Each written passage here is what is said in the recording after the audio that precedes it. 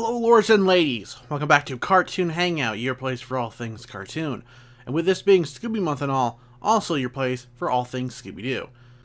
After the success of Scooby-Doo Where Are You, what did they follow it up with? Well, a weird 1-hour series that involves Scooby-Doo and friends meeting real celebrities or other fictional characters. I'm not joking, that's a totally real show. I'm sure at the time this was pretty unique, but nowadays every other cartoon seems to feature some actor cameo. Still, you have to admit, committing to an entire show based around this concept is still pretty interesting. These days it would probably be too wrapped up in copyright and red tape. So how does its premiere episode, Ghastly Ghost Town, featuring the Three Stooges fare? Honestly, not very well. I grew up loving the Three Stooges, but something about the humor they're known for just did not translate very well to the more stilted animation of the Scooby series at this point in time. And despite an increased runtime, most of the content happening in this episode felt like complete filler. It's too soon to tell if the remaining episodes will have a similar problem, but you don't exactly want the first episode of your hour-long new Scooby-Doo show to already be having this kind of problem. That's not to say none of the humor in this episode landed with me. There were a lot of great standout moments, such as Fred and Daphne's back and forth in the desert. A big complaint I've seen levied by fans in recent years was how early episodes didn't really make the gang stand out in terms of personality, Scooby and Shaggy being the obvious exception. But this moment between Fred and Daphne really helped make them feel like real people. From Fred's joke about women upsetting Daphne. This desert reminds me of a woman. Why's that? It goes on and on and on. Man. Come on, Daph. Where's your sense of humor? To her in turn poking fun at him. Could have happened to him. Stolen by some footpad, no doubt. Very funny. Now who's lost their sense of humor? It's something two close friends would probably say to each other. It doesn't hurt that the bit with the stalking cactus was hilarious. A lot of good humorous moments came from that thing. Even if in the end, it makes no freaking sense why it was there. Which is a good segue into my largest complaint with this initial episode. It was an incoherent mess. Maybe there was a worse episode in the first series, but I can't recall one worse than this one. The backgrounds were boring, desert locations are typically this way, multiple scenes were poorly animated and not just a little bit, not to mention some inconsistent continuity between scenes. Towards the beginning of the episode, Velma goes missing, and Fred wants to look for her. Okay. Only she's right there. The animators used a walking sequence that still had her with them.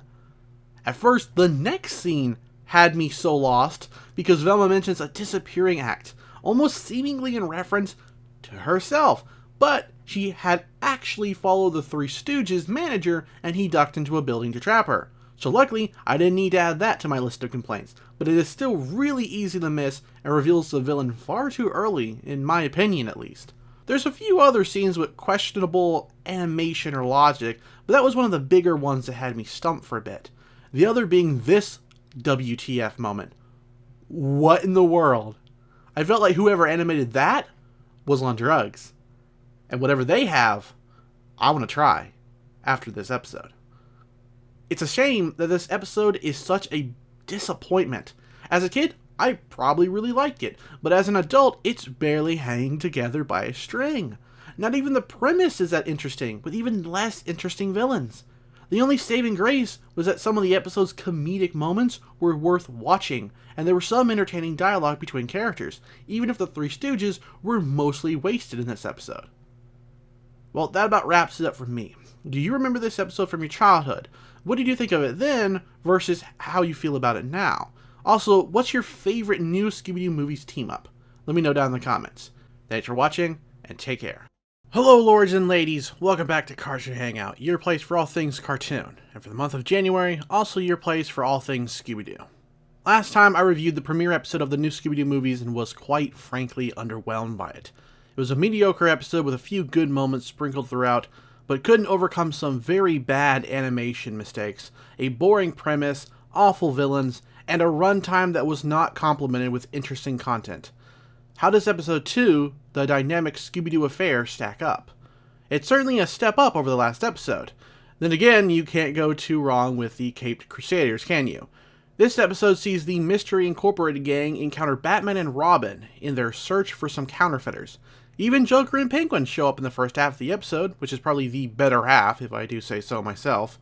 There's still quite a few animation flubs throughout the episode, some of them just being really weird, but not nearly as bad as the last episode, though episode 2 does introduce some new ones, such as very rough looking outlines and character designs. As in episode 1, this episode does suffer a little by being an hour long. The episode is more explicit in dividing up the plot though. The first half focuses on the characters dealing with Joker and Penguin. While nothing too great, this is at least the more tightly focused of the two parts. Seeing such a different Joker than what us modern kids are used to was something else. More jokes, less murdering your teen sidekicks. It's when the writers decided to send the gang and heroes off looking for the real mastermind that I feel the episode truly lost its aim. What should have probably happened was them discovering the real bad guy, trying to get away after catching Joker and Penguin, and then capturing them. Not another 30 minutes of basically an extended comedic chase scene. This is also where some of the most awful animation was showcased. It's still really rough around the edges, but at least episode 2 can be seen as a slight improvement. Not by much though. I've heard the best animators at the time were working on a different show entirely. That would at least explain how the first series went from decent animation to sloppy animation in this one. It's a real shame. Where the episode truly suffers is dumbing down our intrepid sleuths. How they solve any mysteries is beyond me with them being idiots throughout this entire episode. Batman and Robin weren't any better either. All in all, we're not off to such a great start with this series. And that's it from me. Chime in below with your own opinions on this episode. Thanks for watching, and take care. Hello lords and ladies, welcome back to Cartoon Hangout, your place for all things cartoon, and for the month of January, also your place for all things Scooby-Doo. We've been off to a rather rough start with the new Scooby-Doo movies, so let's see how episode 3, Wednesday is Missing, cuts it. It's light years ahead of the previous 2 episodes actually. It's the best episode so far, and honestly, could have been the perfect first episode. Way better than the Three Stooges. Episode 3 just has that spooky atmosphere and the monsters you'd expect from the series, so it kind of makes sense. And it involves one of the creepiest, no, kookiest families around, the Addams family. Now I'm a big fan of these characters. I grew up with the cartoons and the underrated live action versions, so I will admit a little bias in seeing them interact with my other favorite set of characters, the Scooby Gang. As is typical for them, the characters get into some car trouble. They should really get a new vehicle. And through some misunderstandings here and there, end up becoming the new caretakers of the Addams house, complete with every creepy thing inside it. This premise is far more interesting to me than episodes 1 or 2, as it allows for the characters to sort of explore and deal with the Addams family and their weird house. It fits in with the general concept of Scooby-Doo 2, whereas the first 2 episodes didn't quite feel the same. Wednesday's kidnapping is the catalyst for the Scooby Gang searching the house top to bottom. It leads them through her pet corner, Pugsley's experiment room complete with postman turned bird, and a few other intriguing places. That plot is almost unnecessary, as the characters could have naturally explored the house, but it does provide a bit of reason for it. And it is amusing that Wednesday wasn't even in any real danger. She's content to just use her spider as a yo-yo until someone finds her. The villains of the episodes are the neighbors, who somehow managed to build a helicopter shaped like a vulture, despite how nonsensical that really is. I suppose this is somewhat the weakest part to the episode, but it still manages to be fun in parts. The real highlight of the episode is just the Addams themselves, especially Gomez and his wife Morticia. They're fun to watch, and the gang's interactions with them are hysterical. I wasn't a big fan of how the episode wrapped up, but it's not a bad ending. I just wouldn't think the Addams family were the best people to have kids around. Still, it's just a cartoon version of them. Even Wednesday is less murdery than she normally is. This episode was a lot of fun to watch. It was a very entertaining crossover, though it makes you realize the Mystery Inc. has met real supernatural creatures and still doesn't believe in them in other episodes. Weird. Before I forget to mention it, there's just one moment in the episode that floored me. It's one of Scooby-Doo's facial animations, and it's just... here, watch. Still no sign of Wednesday. Let's face it, gang, we're up against a dead end. Dead end? It's incredibly better than any of the animation in the episode. It stands in stark contrast to it, and I don't understand why. Why did the animators put so much effort into that one moment, and then never do anything else that high quality again? It looks like something out of a Disney cartoon or something. That's how nice it looked. Did some dude go into work one day and he just said, "Screw it, I'm gonna make this facial animation look groovy"? Any animators out there, chime in with any thoughts or insight you have on this. I'm dying to know more about it. Anyway, that's it from me. Let me know what you think of this episode in the comments below. Thanks for watching, and take care. Nobody in here. Just us official family skeletons. Hello, lords and ladies. Welcome back to Scooby Month on Cartoon Hangout, your place for all things cartoon. I am so sorry that this review is late. It wasn't my intention to have so few videos this month, but that's how it turned out. And what's worse is, I don't really have enough time to make it up to you. I can, at most, get a couple of reviews for the show up the remaining few days of this month, a video game review, and hopefully that movie review I had planned. But I do plan to make it up to you in some form or fashion at a later time. Also, I am extending Scooby Month through the remainder of the week. Normally it was going to end on Wednesday, because that's the end of January, but now it's going to go all the way through into February, just so that I can hopefully get up some more videos. Thanks for being so cool with the delay. Now, onto the review. Episode 4, Frickert Fracas, is what I think of when I remember the new Scooby-Doo movies. For some odd reason, it's ingrained into my memory more so than any other episode in this series. I think a lot of this has to do with Jonathan Winters, a man I literally know nothing about aside from what's said in the episode. And what I do know about him is he is insanely talented. He brings a lot of dry wit and humor to, well, I guess his own self and to the episode. It's fun watching his cowardice and humor play off of Scooby and Shaggy's. Heck, he can even throw his voice like Shaggy, which is interestingly referenced again. Even though I remember this episode so vividly whenever I'd recall the show, I can't say much for its plot. I mean, it's not exactly spectacular. You can certainly say it's pretty funny, again thanks to Winters, but this is another episode that falters a bit due to an increased runtime. If the show hadn't strong-armed itself into having 40-minute episodes, I think quite a lot of the episode and humor could have been condensed into a much stronger 20-minute one. For example, a lot of the plot focuses on two musicians sneaking around the farm before eventually getting caught and proven not to be the Scarecrow about 20 minutes into the episode. What should have happened, in my mind, is this. Trim the episode to 20 minutes or so, have these characters be red herrings throughout and revealed as early as 10 minutes in. Then, spend the remainder of the time on the Scarecrow. At least that's how I'd fix the episode. Even Cartoon Network, when re-airing this specific episode, actually cut a scene short. If that doesn't say this episode was too long, I don't know what would. Also, the musicians completely vanished from the third act. They never reappeared again, not even with all the noise going on outside. I get they were already working with a decent sized cast at this point, and I don't know if I would have trusted them to handle even just two more, but they could have shown up at the end. I don't know, it just bugs me honestly. It's not all bad though. Like I said, the episode is filled with many humorous moments.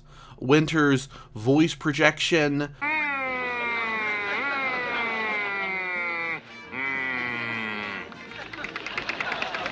Grandma Maud. Luckily, they banked on Winter's personality and charm. Otherwise, I think this would have been a torturous 40 minutes. So, in the end, how does this heavily nostalgic episode stand up today? I think it's still fine. It's not a great episode, but the humor seen throughout will hopefully distract you from some of the episode's other shortcomings. That's it from me. Now it's your turn to chime in with your memories of this episode in the comments below. What did you like about it the most? Let me know below. Thanks for watching, and take care. Hello, lords and ladies. Welcome back to Scooby Month on Cartoon Hangout, your place for all things cartoon. Episode 5, Guess Who's Not Coming to Dinner, is just absolutely amazing. Why? Don freaking Knotts says why, and if you don't agree, well, I respect your right to be wrong. I'm kidding. I'm kidding. In all seriousness, though, this really was a good episode. Growing up, I watched a lot of old movies and shows that my mom had. The Andy Griffith Show was one of them, and Don Knotts played the inept deputy Barney Fife in it. He was almost always the source of comedy, and was my favorite actor for a while. So of course he lends a strong presence in the 5th episode of the new Scooby-Doo movies, where he plays, apparently not himself, but rather Homer Pipsqueak, a detective and master of disguise. In fact, he demonstrates this by pretending to be the maid, the butler, and the ghost of Moody. I don't want to gush, but he's just absolutely amazing throughout this episode. He utterly steals the show from its own characters. He plays off the Scooby Gang really well, especially Scooby-Doo. Even taking into account Knott's excellent performance, this is hands down one of the most humorous episodes in the series thus far. The gang's reaction to the ghost, almost any scene with Scooby, and even Fred at some points. Going back to Knott's, he steals the show so much that even the villain and their motivations are barely a thing. If this entire episode had just been Knott's and there wasn't really a villain, it still would have turned out aces. Still, there may be some trouble by the lack of a real villain until the latter part of the episode. The captain's nephews show up early to actually kill the man. I know there has to be moments where death or similar things have been alluded to in the franchise prior to this episode, but this is the only moment I can recall when the characters actually talk about killing or being killed. There's even a moment where Daphne comments about how previous guests were probably still in the basement. That's really freaking dark, Daphne, come on. I think it adds to the episode, though, not take away from it. The villains of the episode were the nephews of Moody, as I said before. Their disguises were pretty cool looking. They're ghosts, which has been done a lot in the series, but just the overall design was great. The yellow shroud with the near non-existent white face is just really interesting to look at. This ghost design also features into the video game Night of 100 Frights, but I'll show that off at a later time. Anyway, in conclusion, I think this is the best episode of this iteration of Scooby-Doo. Honestly, I'd even go so far as to say it's the best in the franchise up to this point. It has a lot of humor, a great performance by one of comedy's best actors, and just a good use of the 40-minute runtime. Go watch if you've never seen this episode. And that'll be it from me. Have you seen this episode? What did you think of Don Knotts, and do you have a favorite movie or show that he was in? Comment down below. Thanks for watching, and take care. Hello lords and ladies, welcome back to Scooby Month on Cartoon Hangout, your place for all things cartoon. After a couple of really standout episodes, it was only a matter of time before we got another dud. This time, it was the 6th episode, A Good Medium is Rare, which sees the gang encounter the eccentric Phyllis Diller. Sadly, this really isn't an episode to write home about. It doesn't suffer as much from the dreaded 40-minute runtime, but that doesn't mean the meat of the episode was any good. Now, this isn't the fault of Diller's involvement or her role in the episode. She's another amazing actor that Hanna-Barbera somehow got to be in the show, and just like the rest, she does a splendid job. Her jokes and her great laugh were a real treat. No, it's honestly the baddies, and just about anything else in the episode that was a little rotten. There's the matter of the Magic Mansion phantoms and making it out of the mansion in time to saw a tree down, and most definitely the feeling that the ending was just too rushed. The credits do usually roll quickly after their mysteries are solved, but this one felt especially quick. I just didn't feel satisfied with how things wrapped up. Who was the henchman with Alberto? What about Misto? He was at Diller's house too, but he wasn't there when the police arrived. For that matter, why was Madame Zokar in one of the laundry baskets, let alone Diller's house, if she weren't involved? Seriously, am I missing something, or were there just some threads not finished here? Even though Diller was a highlight of the episode, and there were some decent jokes sprinkled here and there, I just couldn't get into the episode. The very early moments were rather good, but once they arrived at Magic Mansion, the episode just sort of unraveled. And the slapdash job of tying everything together at the end was just the final nail in the coffin for me. It's just a shame that this is the episode of the new Scooby-Doo movies that I end on for this year's Scooby Month. And that's all I really have to say on episode 6. Why not continue the conversation down in the comments, and I'll see you soon for more Scooby-Doo Month content. Thanks for watching, and take care. Hello lords and ladies, welcome back to Cartoon Hangout, your place for all things cartoon. If you're not familiar with the new Scooby-Doo movies, the series follows the Mystery Gang as they team up with various celebs or fictional characters to solve new mysteries. In episode 7, that celeb is Sandy Duncan, star of such things as Peter Pan and the Hogan Family.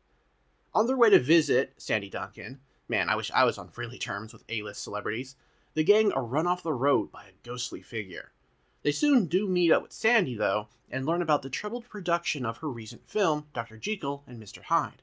Someone or something doesn't want the film to finish shooting, and now it's up to the mystery gang to solve the case. They start off talking to some of the cast and crew, like Sandy's stunt double Shirley, who is the spitting image of Daphne. In fact, the episode points that out as, coincidentally, Sandy's character in the film bears a striking resemblance to our red-headed dame. This is setting up Daphne's kidnapping by the villain, who obviously mistakes her for the real Sandy. Sometimes foreshadowing is relatively obvious. Even though Shirley plays a small role in the episode, for throwing up deuces and leaving at the first sign of danger, I really loved her character. She's snarky and a gossip, but ultimately a real fun addition to the episode. I just wish they'd let her be in it a little bit longer. Shirley was also voiced by Heather North, the voice of Daphne, but here she does a bit of a deeper voice to distinguish between the two of them. Accidents. It's actually kind of sexy. Speaking of that, it's funny how Scooby crushes so hard on Sandy Duncan in the episode. He'd Scooby-Dooby-Doo anything for her, and it shows. What is it with cartoons and interspecies romance, though? Scooby's done it, TMNT famously or infamously has done it several times. Does Hollywood just want to see some human-on-animal action? Is Hollywood full of furries? Never mind, moving on. So we'll shoot in the morning. I'll be glad to give the little lady the benefit of my experience. Wait, is this adult actor hitting on Daphne, who's a teenager? What a creep! Well, that's Hollywood for you. Okay, actually moving on from my jabs at Hollywood, the gang begin their usual investigation strategy of splitting up and encounter multiple bad guys, including the Ghost, a Sheik, no not that one, a pirate, a mummy, a mother-flippin' dragon, a sneaky wolfman, an off-screen Kong, a Native American, and Hyde himself. Whew, that is a lot of monsters, and a Native American. And like a gaggle of galloping ghosts, there's just no way the culprit could swap between those disguises fast enough to be realistically possible. You're telling me the same dude harassed the entire gang across a huge movie lot? Even for a cartoon show, I find that unlikely. I think I criticized that inconsistency in a previous review, and I'll repeat it here as well. Don't get me wrong, it was entertaining to watch, but it had been better if they wrote it more believable, or at least gave him time to actually make those swaps. Then again, it's an early Scooby-Doo show, so whatever. Honestly, the whole episode is pretty entertaining, and makes much better use of its hour-long runtime than some of the earlier episodes in the show. The plot and mystery didn't feel as dragged out, like the story could have been done in half the time, and yet kept going. Having the whole thing take place on a movie lot also allowed a lot of creativity in the situations the gang were faced with, as well as adding a lot of humor, like Scooby and Shaggy mistaking a pyramid set for a fast food joint and attempting to order there, or the two of them running through a snowy field, but then ripping through a set wall. Another hilarious moment is this scene here that's ridiculous, even for a Scooby-Doo cartoon.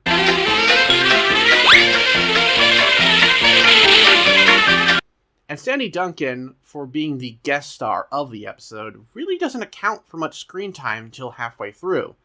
That's a tad disappointing, as she was a decent part of the episode, but for some reason doesn't join in on the gang's mystery till the third act.